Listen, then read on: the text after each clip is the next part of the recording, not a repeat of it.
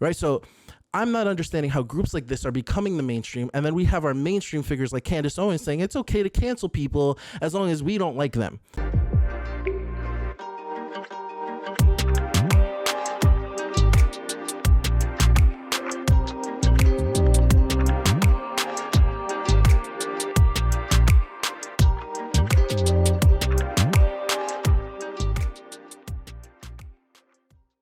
All right, guys. So today I want to talk to you about cancellation, cancel culture, canceling from whatever side of the political aisle. I just want to have a frank and honest discussion with you guys. Is cancellation always necessary, and is it always bad? Is it either always necessary or is it always bad? I want to dive into that with you. One of the things that's been happening mostly today, but there's been this kind of storm that's been happening around Candace Owens where she's trying to cancel Chrissy Teigen for something that Chrissy Teigen said to a 16-year-old girl years ago, right? And now I understand the logic. I understand that she wants to hold Chrissy Teigen to this double standard that Chrissy has been kind of providing and espousing on Twitter for years already, right? She's the super woke, super leftist girl, as she's tweeting about all these things and trying to cancel people and saying that you can't say this or you can't say that, pretty much saying, you know, F Trump every chance that she gets, right? I understand that when she does something messed up, it's really easy to jump at the chance to be like, you are canceled. That happened. And now Nicole Arbour, who is a YouTuber, kind of a polarizing figure on YouTube, kind of comes into the fray, and her and Candace were kind of buddy for a little while, and all of a sudden, you know, she makes a video kind of saying, hey, cancellation is not fun. She says cancellation is for P words, right? That's what she said, but she actually said the word. And she kind of makes this whole Instagram live, not really mentioning Candace, you know, just kind of doing the whole I'm talking about you, but I'm not really talking about you thing. And she was booked to go on the Candace show anyway. So she shows up to the Candace show after doing that, and Candace confronts her on air. A bunch of stuff happens. You can go check it out at Daily Wire. And pretty much Nicole storms off, right? So the whole thing is premised with Candace going live before her show premiered and kind of talking about how she didn't want to censor anybody, but Nicole's lawyers got involved and now they have to pull certain parts of the interview. And I get it. I understand where all of this is coming from. I get both sides, but I just want to be real. Where does it end? If us as the conservative movement begin to cancel people for their history, or begin to play the game of, you know, holding you up to your own wokeness, that has no logical end. That we take that to the furthest extreme, and we're canceling everybody. We're just having a cancel off. Me and you. I cancel you. Who cancels them? Now, the appeal for that on the right side of politics would be like, well, we just have to play them. We have to beat them at their own game. We have to do it better than they do. And let me tell you something, man. I'm not convinced that we can do this game better than the left can, because the left has no morals. There's nothing that they can do that'll go too far as long as the ends justifies the means. So regardless of what we do as conservatives or what we do as Christians, we're never going to beat them at their own game, because like Michael Knowles said this, the first rule of their game is that we can't win. So if we all of a sudden bring up a point, it's just like what happened with Caitlyn Jenner. Tommy Lauren decides to back Caitlyn Jenner to run for governor as a Republican of California, and all of a sudden conservatives are like, whoa, wait, all of a sudden we're in favor of this? And the whole idea of like, we have to take what they love and use it against them, this like ninjutsu judo move of politics, it's not working. We've been trying it for like 4 years. Trump lost. It's not working. And so when Candace comes on, and I love Candace, and I was at the Blexit March or the Back the Blue thing, you know, I'm a Candace stan, let me tell you. But when she goes on there and starts essentially pulling up old things and trying to cancel people for things that they did in the past, I understand the motive, and I understand that it's a noble thing to do because Chrissy Teigen told some 16-year-old kill herself and was online bullying her. Why not go through the legal process? Why not do what conservatives do best and make it a legal issue, make it a legal bout? Sure, we have to win the culture war, but we don't win the culture war by compromising on our values. And I think that's something that is constantly happening now, and it's getting pushed further and further to the point where me, a social conservative who wants to preserve not only sexuality and marriage and you know, manhood and womanhood and all of these things, I'm being lumped in with people that are further and further right. I feel the Overton window continuing to shift even within the conservative movement. And for me, I'm like, whoa, this is not what I signed up for.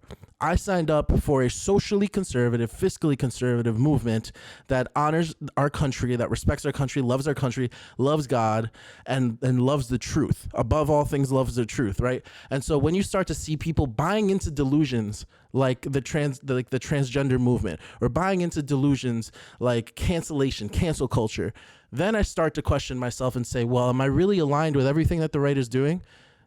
Now, here's an interesting point. And this is hard to talk about because, in all honesty, it's a little intimidating trying to address groups like this because their home is the internet and they'll spam you until there's mercilessly until there's no end. So I'm going to try and tread lightly here, but I'm also not going to back down from speaking the truth. There are groups on the right side of politics that deem themselves mainstream conservatives, that think they are mainstream conservatives, but they hold insane views like, for example, race mixing does not benefit our society, or that the browning of America is a problem, or that brown immigration, not immigration or illegal immigration, but brown immigration is a problem because our IQ will drop as a country. And if we import the third world, we become the third world, right? These are the kinds of things that these groups are representing. As much as I would love to cancel them, they are becoming more and more part of the mainstream conversation. And why? Because we are compromising on our values. An American value is to not care about color, not care about race, not play this identity politics, identitarian kind of political game, but instead focus on merit, focus on meritocracy, focus on constitutionalism, focus on what is actually true in this nation, right? So I'm not understanding how groups like this are becoming the mainstream, and then we have our mainstream figures like Candace Owens saying it's okay to cancel people as long as we don't like them. So now we're flip-flopping. Now we're going back and forth. And to me, I don't see how that's beneficial. I don't see how that's beneficial to the movement. And I will say this, these fringe movements that I was talking about are toxic to conservatism, because not only do they claim these ideas of race to be kind of, the top tier of what's important, but they also claim that the United States is a Christian nation and that you should be a Christian. So let me get this straight. These are people who are Christians who believe that America is a white ethno state. Sounds familiar. It sounds just like the leftist liberal Christians who think that all people were born in Africa and that blackness is the most important virtue. So now instead of the Overton window or the political line being a line where it's left and screen right, it's more like a circle, where the top end is more of like a leftist or a liberal, a classical liberal and a classical conservative. And then as you get to the far right and far left, you start to get a little more radical. And then once you get down here, it's like they meet up again. The super far right and the super far left care about one thing, and that's race. And so what I hate seeing more than anything is regular mainstream conservatives who I know who are good people, who I know love God, who I know love a conservative movement and love this country, just accepting these fringe movements because they have some good policies about fiscal conservatism, or they have some good policies about being America first. Sure, I'm America first. I think this country comes before any other country because I live here, and so it's my job to care about it.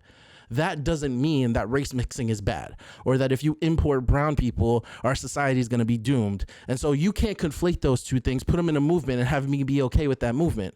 Maybe if you're not brown, you can't get behind that.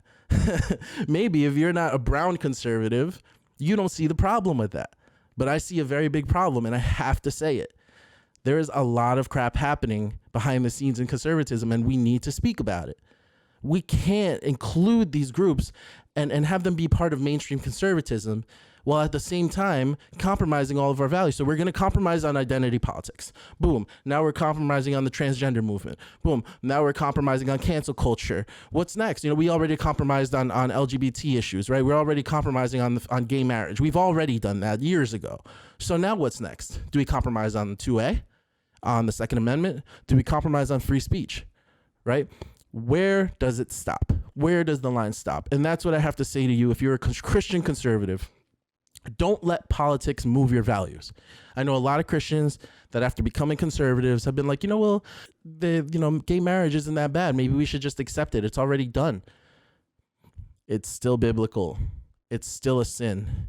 just like every other sin. Just like every other sin. A gay person is no worse or better than any of us, but they are living in sin. There's a difference between sinning and living in sin, a sinful lifestyle and having fallen short. There are big differences between those two things, and I think those things need to be articulated. We cannot continue to let this movement be rotted or eroded from the inside by people who are willing to compromise or people who are taking extreme positions on the other end.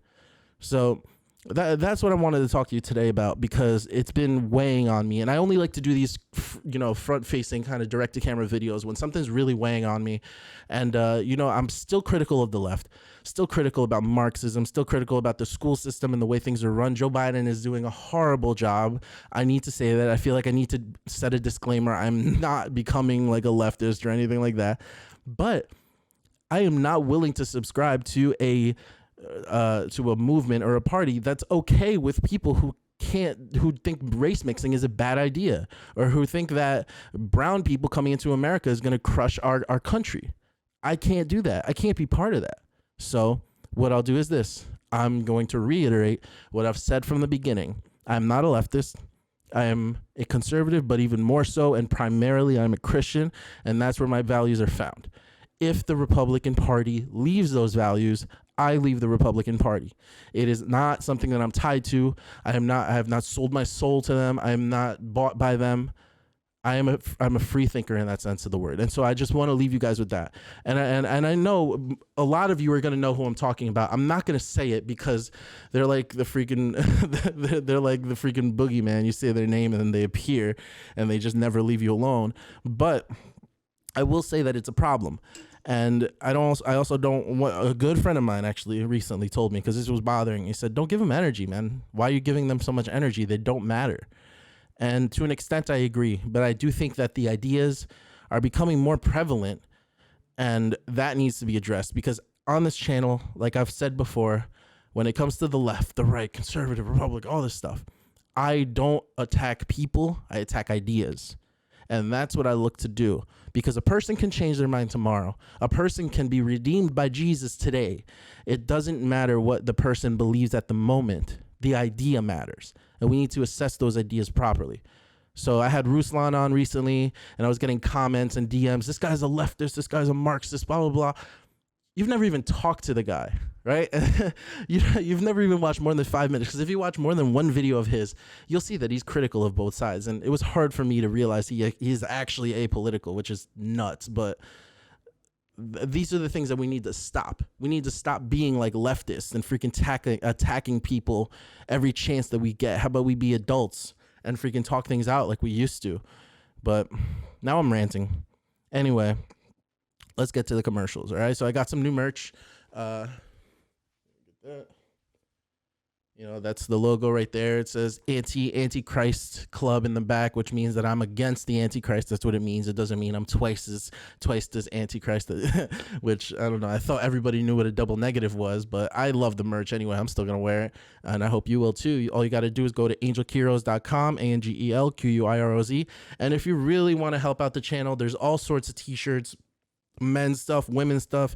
You really want to help out the channel, continue to help me grow this thing and help me put out more content like this, then just go to angelquiros.com. There's going to be a Patreon link there. Just go to the Patreon and subscribe. I'm doing extended interviews with all my guests on the Patreon just for them. So make sure you go and sign up, because that's awesome conversation. And then that's where I can really spill the tea on everything that's going on. So be sure to subscribe. Be sure to like, comment, share. Let me know what you think about what I've said. I know I said a lot, and I know I went off in a lot of different places, but I felt the need to tackle this, because this seems like a really important issue right now.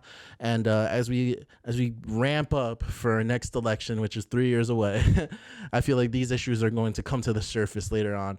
I'm hopefully going to be having somebody come on and talk to me about Israel and Palestine and help kind of break that down for me. So that will be another episode. I know that that's a big issue right now, but I'm hoping to learn a lot in that episode, and I'm hoping also to try and understand. I can understand something and I can learn something without agreeing with it. And I think that's a problem that we have. Some people don't want to learn or understand anything because they think they're going to fall into the slippery slope of leftism or the slippery slope of right-wing ideology. We have to learn and understand things. So That being said, thank you guys so much for sticking with me. Like I said, share this, man. Every little share helps. Every little like helps. And I'll see you later. Peace.